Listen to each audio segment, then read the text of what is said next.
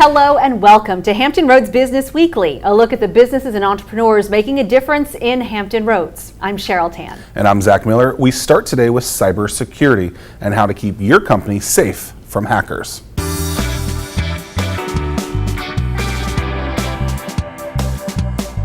Have you been wondering if you can keep your company less vulnerable to a cybersecurity hack or being compromised? We're here with Dr. Jeff Hayman of Regent University. Jeff, how's it going? Very well, thanks for having me.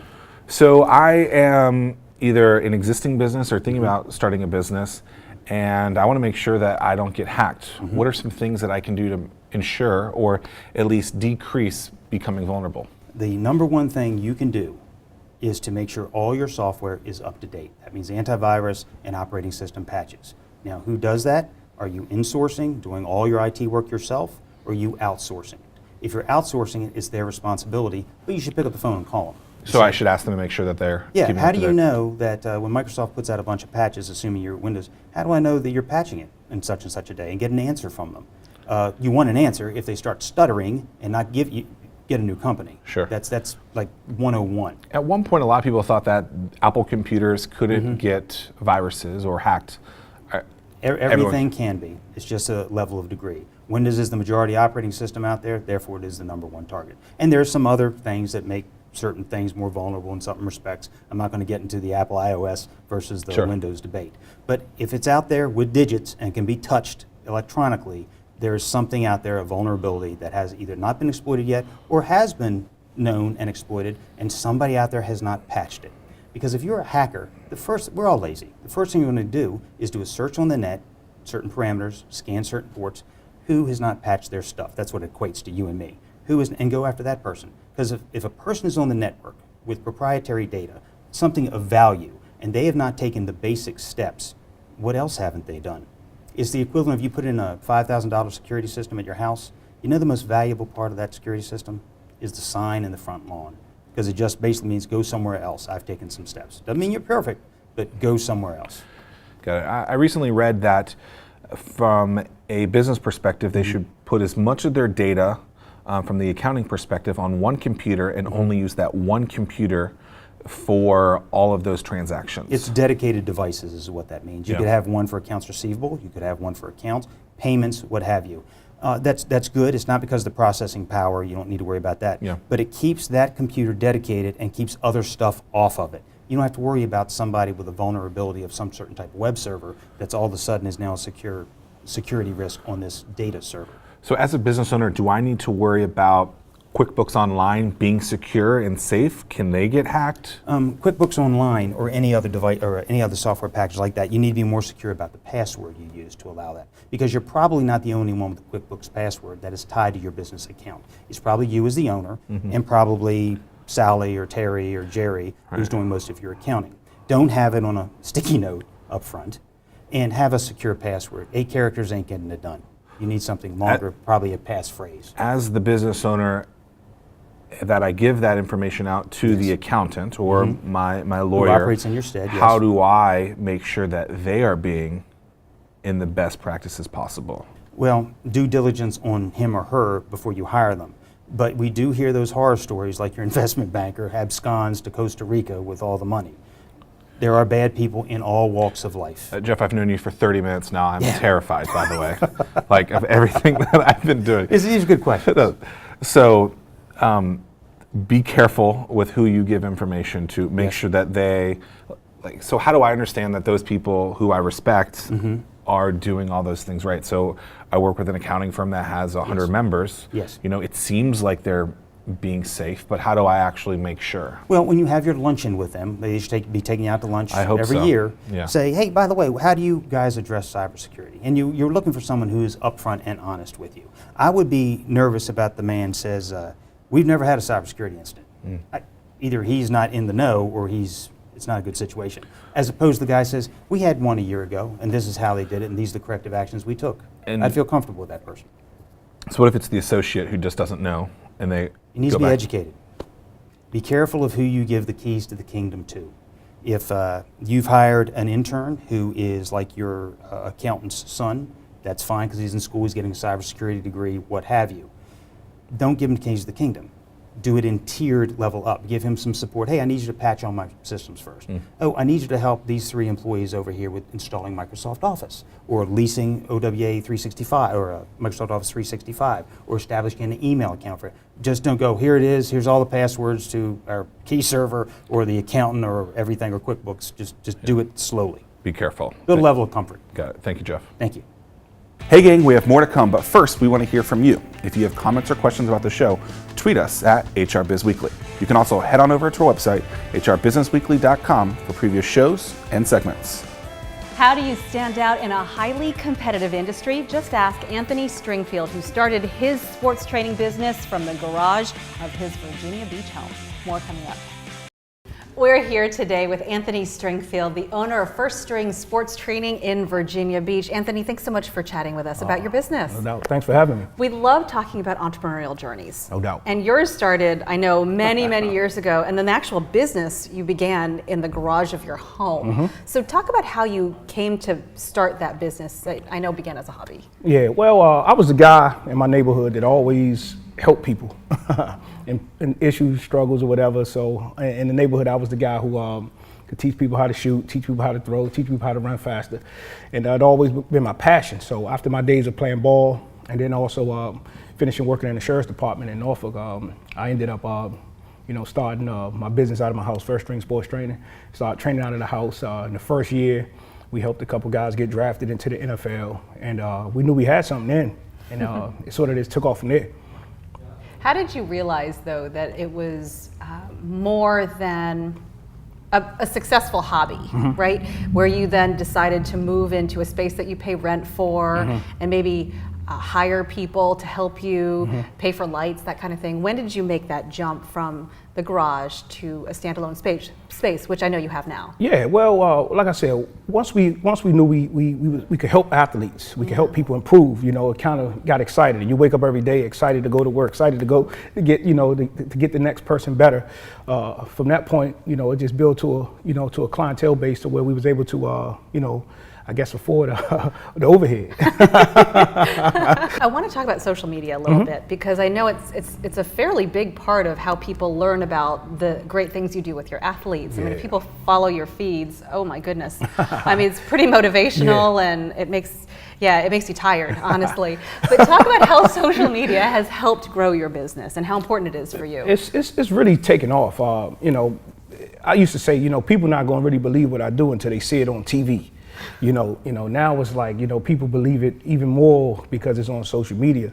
It's sort of like a shortcut to get people's attention. But, on social media, you got to be very distinctive on how you put stuff out, because it's a lot of people out there that's not really on the same level, but they can look like they're on the same level just because of a 15-second or minute video, so you want to make sure that, you have a distinctive approach on how we play stuff out.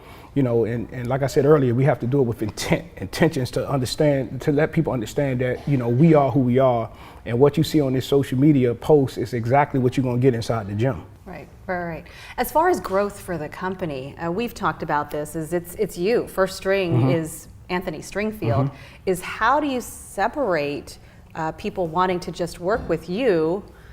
You can't be everywhere at once, and you can't work with every single person. How do you manage that? How do you overcome that challenge? Well, throughout the years, I was traveling in this field, using this field, this particular school. Now that we have a gym, more or less, people come to me now. So we have a system where we have interns come in and help us out. Have one employee right now, Alicia Tima, who's a kinesiology therapist. She's doing extremely well with helping the athletes develop and understand the body and the importance of stretching, the importance of nutrition. So it's branching out, step by step. And that's one of the things in training, is that you want to make sure that you have an organized strategy on how you approach everything you do, because it's training. I use a unique approach on how I bring people in to help or bring people in to learn. I want to make sure that they're passionate, that they're in it for the right reasons, and because it's about it's about helping people, and we want to make sure that everybody's on the same page. But so far so good. We're having some good interns come in and they leave, and then they go off and they start their own training business, and it's cool. Right. You're planting the seeds for other Yep, entrepreneurs. planting the seeds, yep. What would you say as far as advice for someone who wants to be just like you, who wants to maybe grow something from a hobby and turn it into a business? Well, like I said earlier, you have to have faith. You know, that's the key. You got to believe that you can get it done. You know, that's one of the biggest things that I believe. You're passionate. You have to have passion about it. You know, that's the key. Passion, and then, you know, when things get tough, you have to be able to look defeat in the face and overcome what seems impossible at times. You know, that's the key right there. Sometimes defeat comes and you feel like you're losing and you give up. You know, you have to be able to look that defeat in the face and overcome what seems impossible, you know, and also if you have disbelief in anything, whatever it is that you want to do, you have to suspend that disbelief. You got to suspend it, temporarily suspend that disbelief, and just know that you can get this done and go after it with 100%. Anthony, congratulations All right. and thank you. Thank you. All right. From high school and college swimmer to college coach to now Kickstarter funded entrepreneur Nate Schull. It's next on Hampton Roads Business Weekly. We'll be back in 2 minutes.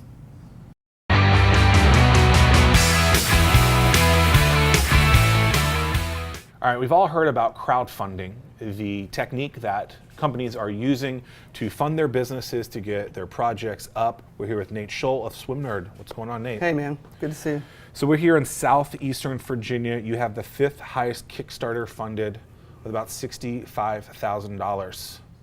When you started your kind of entrepreneurial venture, was Kickstarter the place that you wanted to start? No, I mean we didn't even think about it. I don't even know if it really existed when we first started, you know, tweeting about swimming back at the beginning of the 2012 Olympics. That's kind of how it just started, as fun. So you decided to build a community first of swim-focused people?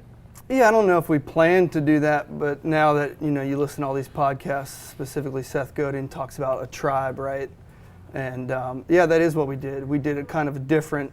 We built the brand and built this following of people inside of swimming before we said, hey, we have something to offer. So you're learning this entire time, building a community of people, of followers through social media. Yep. Testing out a couple of ideas, nothing really kind of hit the way that you wanted to, and then you had a moment with the clock, or what? Yeah, we kind of, I mean, I coached at Old Dominion for a long time, and so I know a lot of the ins and outs of swimming, both on the college side as a swimmer and as a coach, and just realized that the most important piece of swimming equipment for a coach and a team hadn't been innovated in 30 years. So a lot of people think you throw up a nice little Kickstarter page and you make money. Yeah, I wish it was that easy. What did you have to do to make that money? Well, it took 4 years to build a brand on Twitter, and we coincided the launch of the Kickstarter to begin during the 2016 Olympics. So that was obviously very smart. I mean, our biggest reach is still on Twitter. Because people were tweeting about swimming at that time, and you said... That's exactly right. Yeah. So there's not going to be any more eyeballs on swimming than right now, for four more years. Yeah.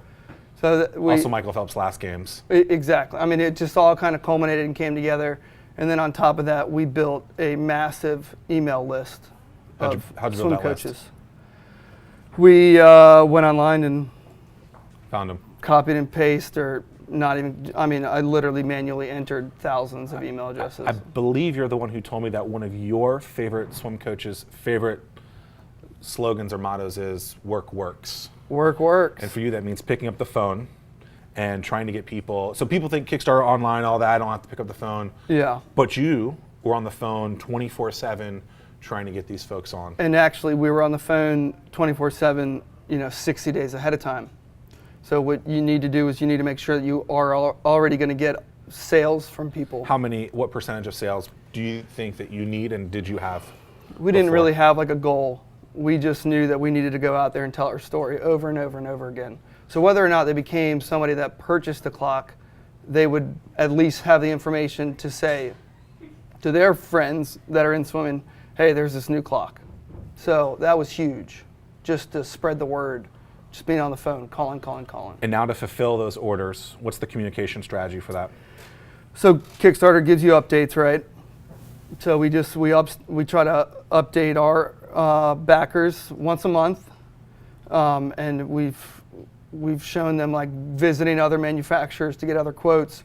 We ultimately ended up going to China, you know, and yeah, I don't think we're as open, and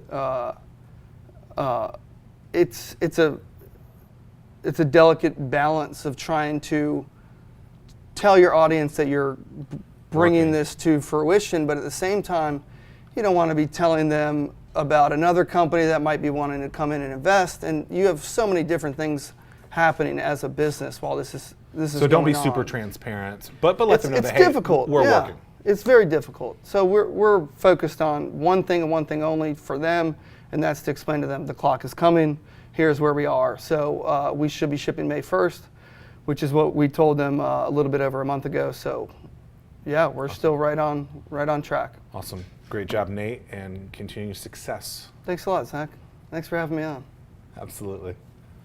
Stress-free and family vacation don't necessarily go together, but Tina Williams has found an online solution that does just that. Hear her story and how she started her business from inside her home. Coming up.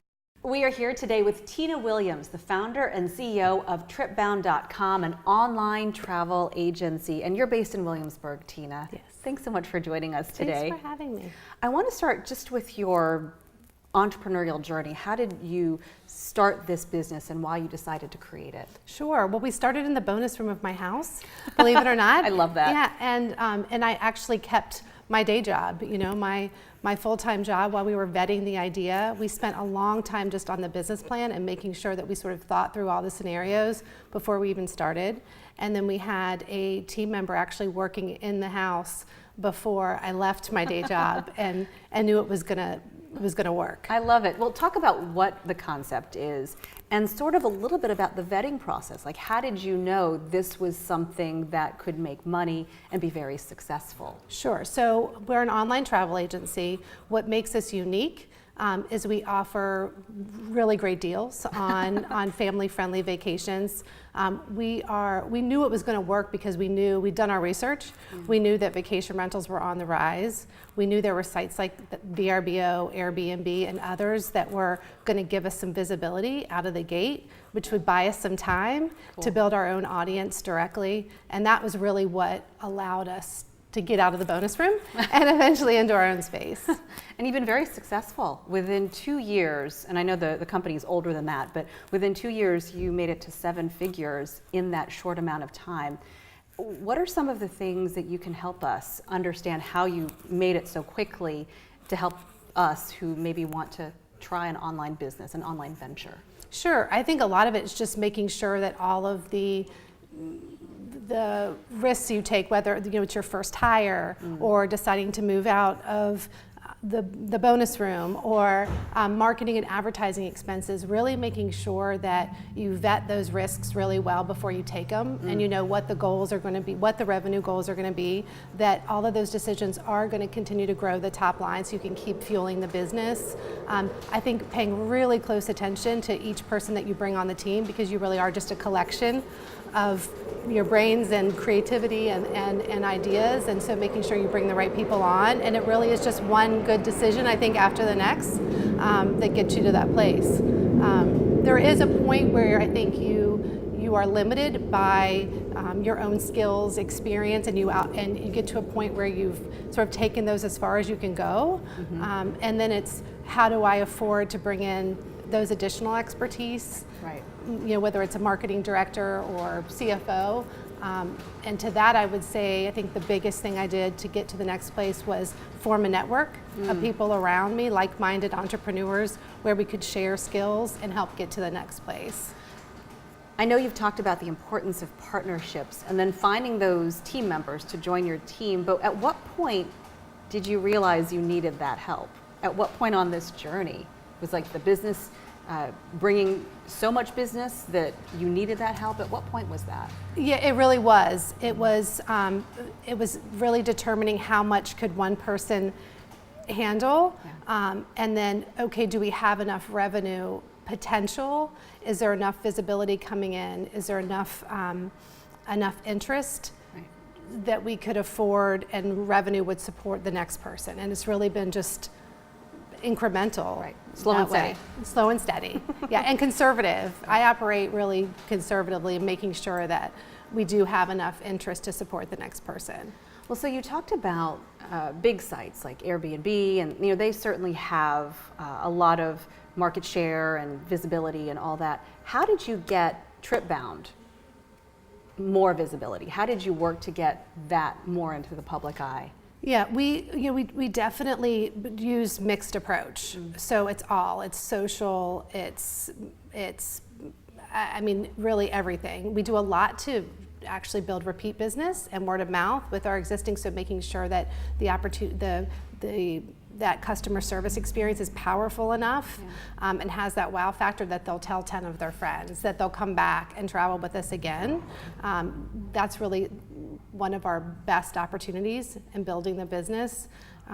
Personally, when you get back from a vacation, how on fire you are to tell all of your friends, co-workers, so we try to leverage that excitement and make sure that they recommend 10 of their friends when they return. So Yeah. Congratulations. That's Thanks. wonderful. Thanks for your time.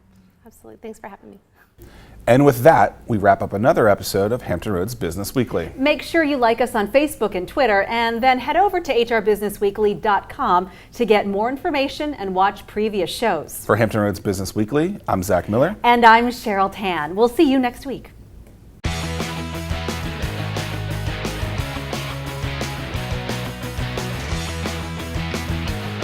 Hampton Roads Business Weekly, sponsored by Regent University and produced by 13 News Now.